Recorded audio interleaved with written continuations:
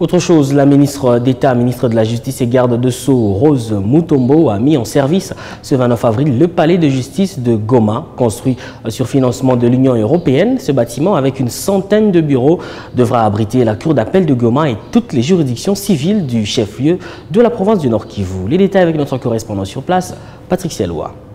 Construit sur plus de 5000 m² d'espace au quartier Kieshero dans la partie ouest de Goma, avec le financement de l'Union européenne, ce palais de justice a été mis en service ce samedi par la ministre d'État, ministre de la Justice et garde des Sceaux, Rose Mutombo. Ce bâtiment que nous réceptionnons aujourd'hui servira de cadre propice pour le travail des magistrats et du personnel judiciaire qui n'ont pour vocation que de distribuer la justice et rien de contraire à celle-ci.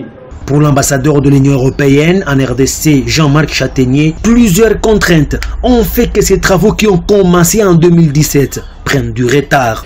Il y a eu des causes externes, et bien sûr dans ces causes externes, il y a aussi la situation sécuritaire qui a posé des problèmes, des difficultés d'importation, et on voit que c'est un souci que nous avons ici en République démocratique du Congo, comme dans d'autres pays.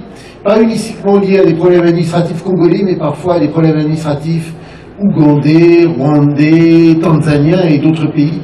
Des difficultés parfois de fourniture de certains éléments.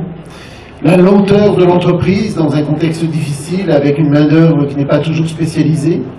Le gouverneur militaire du Nord Kivu, le lieutenant-général Ndima Kongba Constant, appelle les acteurs judiciaires en province à garder cet ouvrage avec dignité. Il était donc plus qu'urgent qu'un nouveau palais de justice digne de son nom et répondant aux normes soit construit.